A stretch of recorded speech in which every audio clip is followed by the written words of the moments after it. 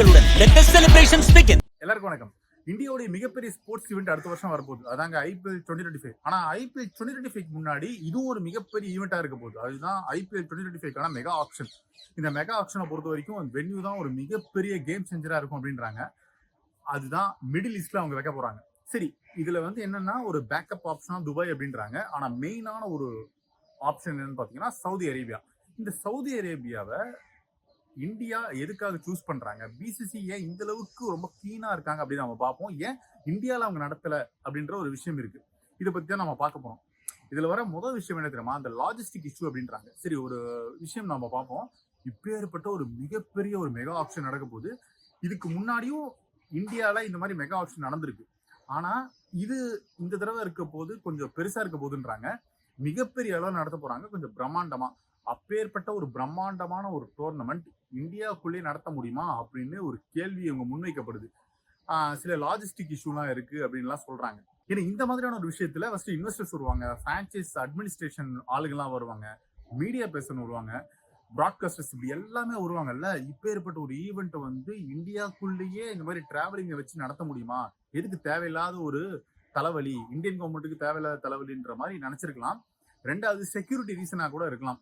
So இப்பேற்பட்ட ஒரு காரணங்களுக்காக சரி நம்முடைய டார்கெட் துபாய் தான்ப்பா, இல்லைன்னா சவுதி அரேபியா, அந்த மிடில் ஈஸ்ட்ல போய் நம்ம டார்கெட் பண்ணிட்டோம்னா இப்பேற்பட்ட ஒரு மெகா ஈவெண்ட்டை நடத்தி முடிக்கலாம் அப்படின்னு கூட அவங்க பிளான் பண்ணிருக்கலாம். இதுல வர அடுத்த முக்கியமான விஷயம் சவுதி அரேபியாவுடைய கிரிக்கெட் டிப்ளமசி பத்தி நம்ம பேசுவோம். ஏன் அப்படின்னா அவங்களுடைய முதலீடு மிகப்பெரிய அளவு விரிவடையுது. இன்டர்நேஷனல் லெவல்ல அவங்க பல துறைகள்ல முதலீடுகள் பண்றாங்க. அதுல ஒரு முக்கியமான விஷயம் தான் இந்த ஸ்போர்ட்ஸ். இந்த ஸ்போர்ட்ஸ்ல ஒரு முக்கியமானது ஃபுட்பால்ல ஏற்கனவே அவங்களுக்கான லீக்லாம் இருக்கு. அவங்களுடைய இன்வெஸ்ட்மெண்ட் விரிவடைஞ்சிட்டே இருக்கு. அந்த அளவுக்கு அந்த இன்வெஸ்ட்மெண்ட் மாடல் சவுதி அரேபியாவுக்கு சக்சஸ் ஆயிருக்கு. இப்போ அவங்களுடைய நெக்ஸ்ட் டார்கெட் என்னன்னா ஸ்போர்ட்ஸ்ல அதுதான் அந்த கிரிக்கெட் தான். இப்போ கொஞ்சம் கொஞ்சமா அவங்க கிரிக்கெட்குள்ளேயும் வர ஆரம்பிச்சிருக்காங்க. இப்போ என்னன்னா இந்த IPL ஆப்ஷனை யூஸ் பண்ணி அவங்களுக்கான பிராண்டை உருவாக்குவாங்க. அதுதான் ஒரு மெயினான கான்செப்டா இருக்கு. நினைச்சு பாருங்க, ஜெட்டா இல்லைன்னா ரியாத் மாதிரியான ஒரு இடங்கள்ல இந்த IPL ஆப்ஷன் நடந்தா அவங்களுக்கான பிராண்ட் மிகப்பெரிய அளவுல வரும். அதுக்கான இன்வெஸ்டர்ஸ் வருவாங்க, அதுக்கான அட்வர்டைஸ்மெண்ட்டும் மிகப்பெரிய அளவுல இருக்கும்.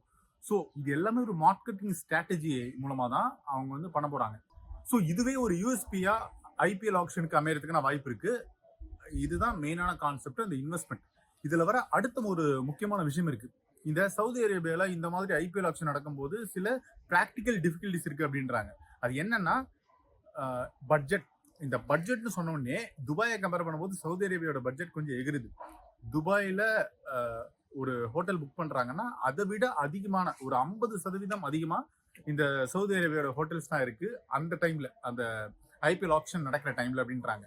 ஸோ இது எப்படி இந்த பிரான்சைஸும் பிசிசிஐ மேனேஜ்மெண்ட்டும் அவங்க அட்மினிஸ்ட்ரேட் பண்ண போறாங்க நமக்கு தெரியல. அதுல ஒரு சில பல பிராக்டிக்கல் டிஃபிகல்டிஸ் இருக்கிறதுக்குன்னா வாய்ப்பு இருக்கு. இதுல இன்னொரு முக்கியமான விஷயம் இருக்கு. இந்த IPL ஆப்ஷனை வேற ஒரு நாடுல நடத்தலாம் அப்படின்னு பிளான் பண்ணும்போது இதுல ஷார்ட்லிஸ்ட் செய்யப்பட்ட வென்யூ எதுன்னா லண்டன். இப்ப இந்த யூகேவை பொறுத்த வரைக்கும் அந்த கிரிக்கெட் கல்ச்சர் டாப் மோஸ்ட்ல இருக்கிற ஒரு நாடா இருக்கு. இப்போ இங்கிலாந்து கிரிக்கெட் போர்டுக்கும் பிசிசிஐக்குமே ஒரு இணக்கமான உறவு இருக்கு. அதன் காரணமா லண்டன்ல யூகேல நடத்தலாம் அப்படின்னு கூட அவங்க பிளான் பண்ணாங்க. ஆனா அந்த நவம்பர் மாசத்துல ஒரு மிகப்பெரிய அளவுல வெதர் சேஞ்ச் ஆகும். யூகேல உட்காரவே முடியாது, அந்த அளவுக்கான வெதர் சேஞ்ச் ஆகும். அதனால இந்த லாஜிஸ்டிக் இஷ்யூ, அதுக்கப்புறமா டிராவல் இஷ்யூலாம் இருக்கும். ஸோ அதை அப்படியே க்ளோஸ் பண்ணிட்டாங்க. யூகே இப்போ ஷார்ட் லிஸ்ட் செய்யப்படல. கன்ஃபார்மா அது கல்ஃப், அந்த மிடில் ஈஸ்டா தான் இருக்க போகுது. ஸோ ஃபைனல் வெர்டிக் அப்படின்னு பார்க்கும்போது கன்ஃபார்மா சவுதி அரேபியால தான் இந்த IPL 2025 மெகா ஆக்ஷன் நடத்துறதுக்கான அதிக வாய்ப்பு இருக்கு. அதையும் மீறி இல்லைன்னா துபாயில நடத்துவாங்க, இல்லைன்னா கன்ஃபார்மா ஏதோ ஒரு அந்த மிடில் ஈஸ்ட்ல நடத்துறதுக்கான வாய்ப்பு இருக்கு. கல்ஃப்ல தான் நடக்க போகுது, அது கன்ஃபார்ம். ஸோ இவங்க என்னன்னா இப்போ சவுதி அரேபியாவை பொறுத்த வரைக்கும் அவங்களுக்கான ஒரு கிரிக்கெட் டீம் இருக்கு.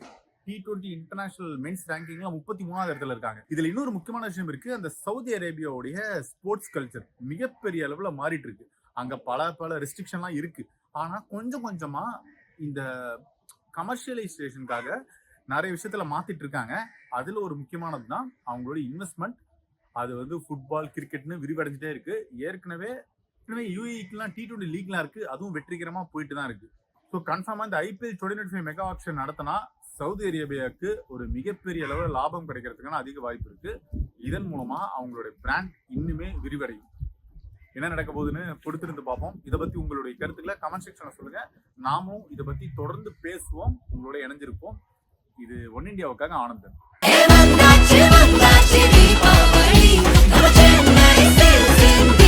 எண்ணம் போல் வண்ணங்களுடன் கொண்டாடு The Chennai Silks ஆடைகளுடன். Let the celebrations begin.